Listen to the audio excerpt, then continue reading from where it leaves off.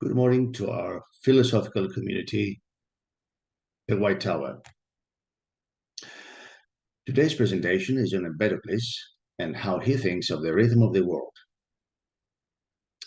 Empedocles is a huge chapter of pre-Socratic thought, not only for his time, but also throughout time. His ideas as a whole were instrumental in bringing about such an astonishing quality of human spirit.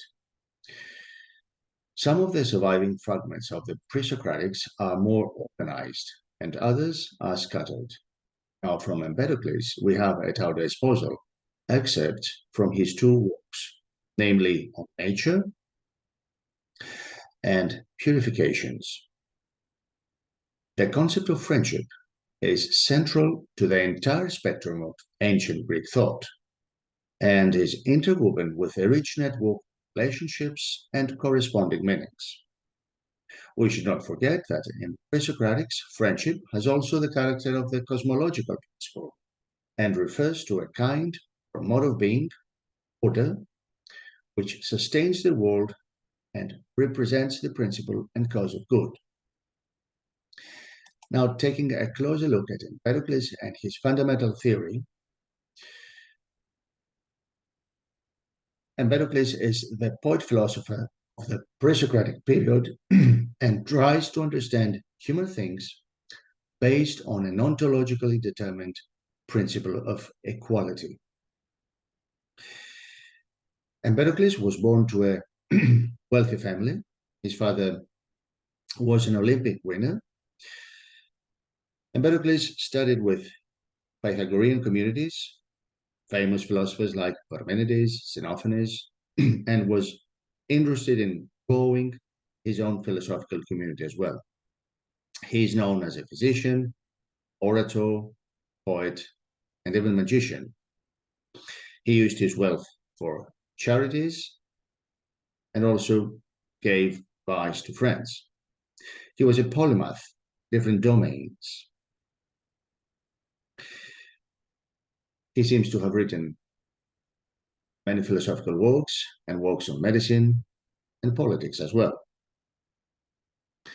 Now, Empedocles attempts to tie the cosmic system with the renewal of the human world. So he thinks on the basis of the real structure of the triptych life, nature, matter, always combining the theory of nature with the theory of life, moving on from a more theoretical approach to a more practical interpretation of natural surroundings, always for the benefit of human beings, because he believes that it is possible for the human mind to think more rationally.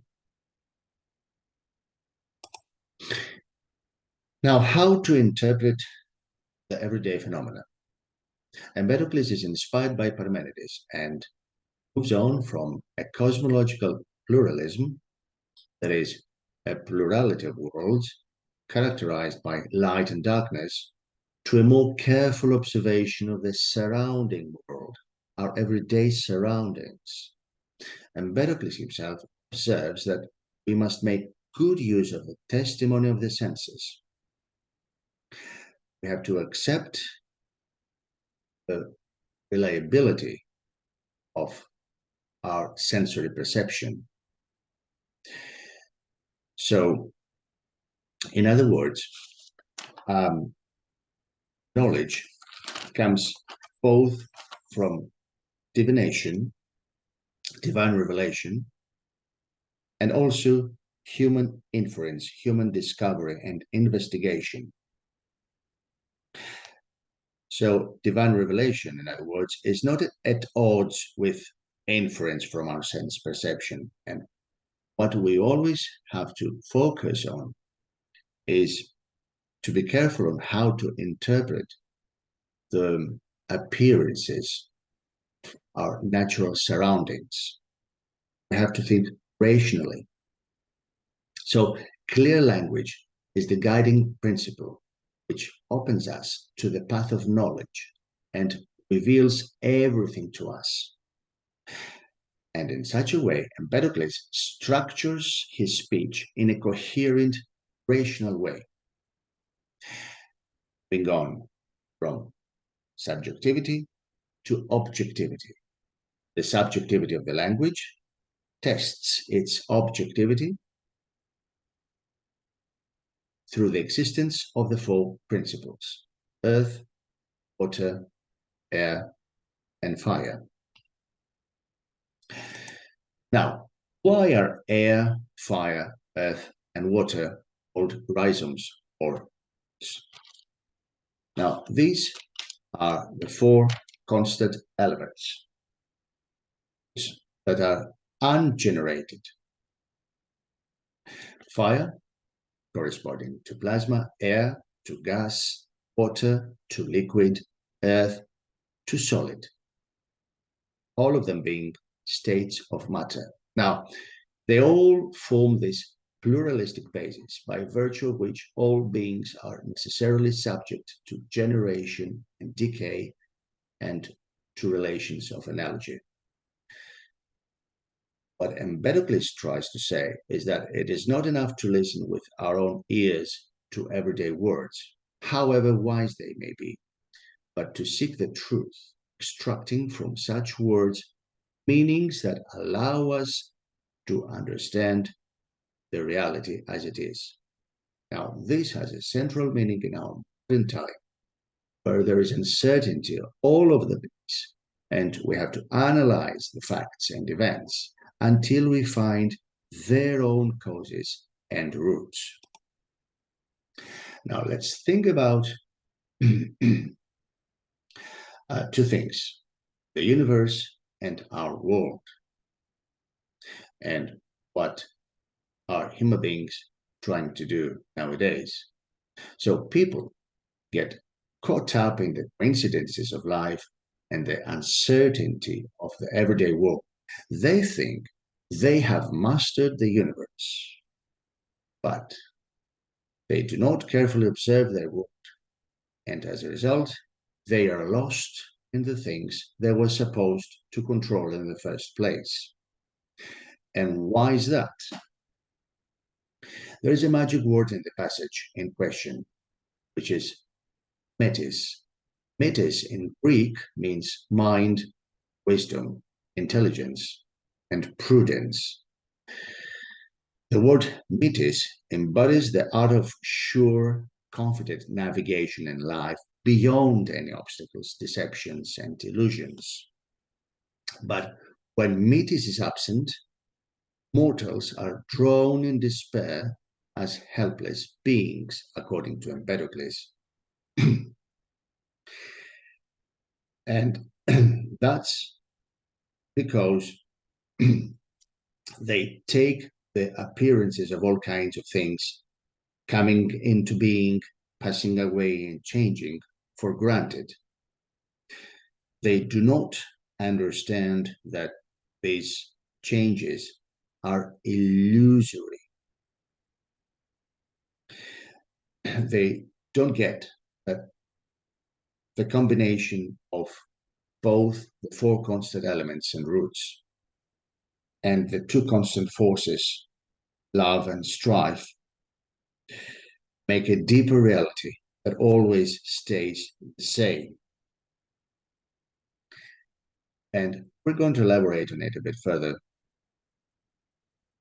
as we move on. Now, what forces regulate the movement of the cosmic and human world? These are two constant forces, as we said before. One of them being nikos and the other philotis. Now, two constant forces, love and strife. Love, represented by goddess Aphrodite, and strife by Ares. Love symbolizes attraction and strife symbolizes repulsion. Two major forces, always in combat. Now, the first word means strife and struggle, or Nikos. In its theological cosmogenic dimension, it stars as a powerful cosmogenic deity. The second word, philotis, refers to friendship, love, as a primordial force.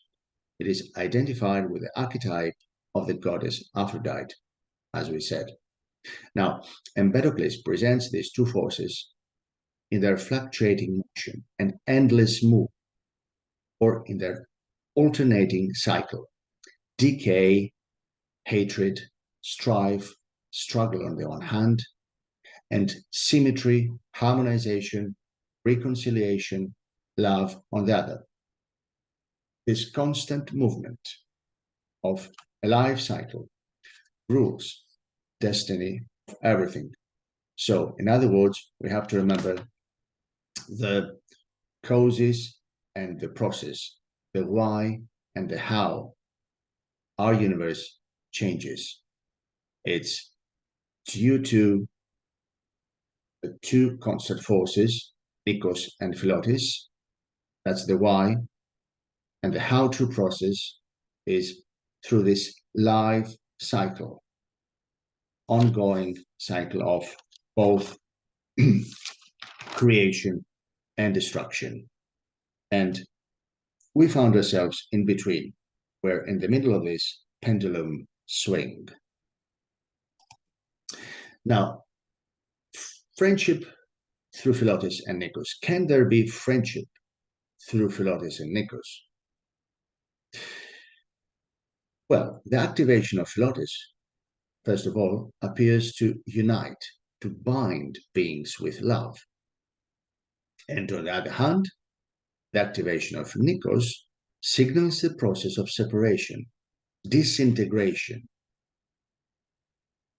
And when this happens, the struggle of separation prevails. Now, the first movement is interpreted by various scholars of Empedocles as the fundamental, dominant, and final state, which manages to prevail for enmity. And we can see this happening when our universe cycles back and forth between a homogeneous, perfectly mixed sphere where four elements are joined perfectly together. And love is at its prime. So there is a perfect mixture and no separation. The movement of the latter, the activation of Nikos, is an intermediate kinetic diversity within the whole of harmony. So we can imagine strife being at its prime when there is heterogeneous sphere with four elements: fire, air, water, and earth, perfectly mixed, but perfectly separated from each other. Now, this interpretation as a whole is based on the condition that friendship is not intended to eliminate, to annihilate the separation, the disintegration induced by Nikos, but to exploit the diversity of the elements or beings, and through their mixing, to create each time new categories of beings, new forms of life, and by extension, thought. So it's only when love and strife are in transition that the universe is as we know it, and under the umbrella, the overarching principle of friendship. Now, are all things ultimately ruled by love and reconciliation? What does Empedocles have to say on this? Well, if we think that, yes, they are all ruled by love and reconciliation, then this kind of answer, it is highly theological and silly. and serves the purposes of a mechanistic logic, which represents the inverted logic of individuals and institutions with an aim to furiously send people to despair, decay, corruption, and death. In its essential perception, on the contrary, it realizes the fundamental dialectic principle of the internal bond and creation in relation to the unity of the world.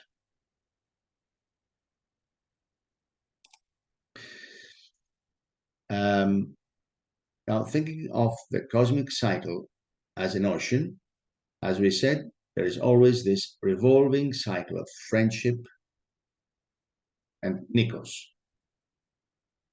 philotis and nikos, love, beauty, harmony on the one hand, and strife, struggle, and separation on the other hand, without beginning and end.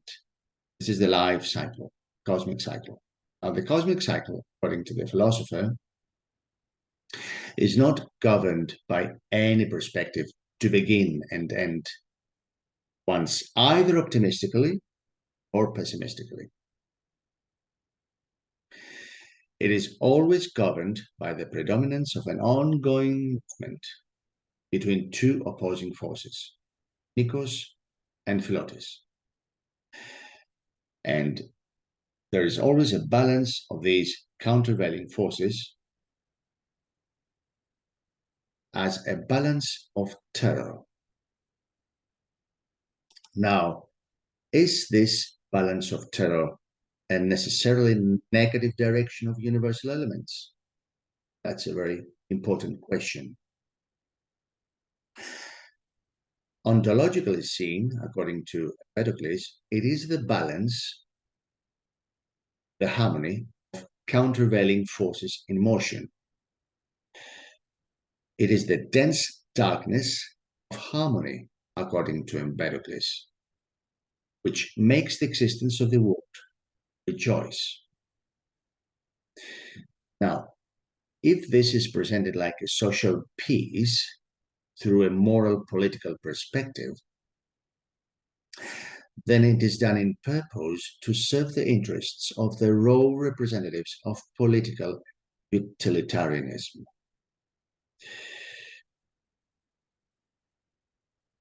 Its representatives present themselves as the earthly human beings of the divine politics, and thus agents of a ruthless, vengeful dominance by the blessings of God. Now, what happens if there is no balance of terror? If there is not such a balance, the conditions are reversed.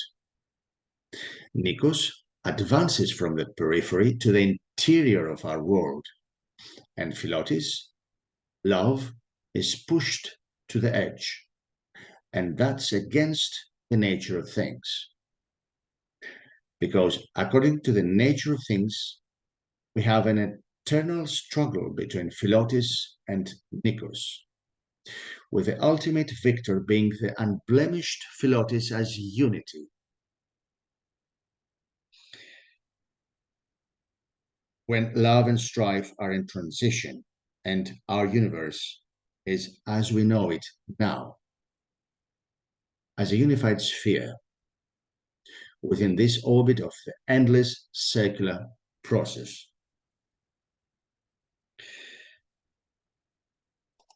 Thanks a lot for listening, and don't forget to join our meetup community, and also subscribe to our YouTube channel and leave your precious comments.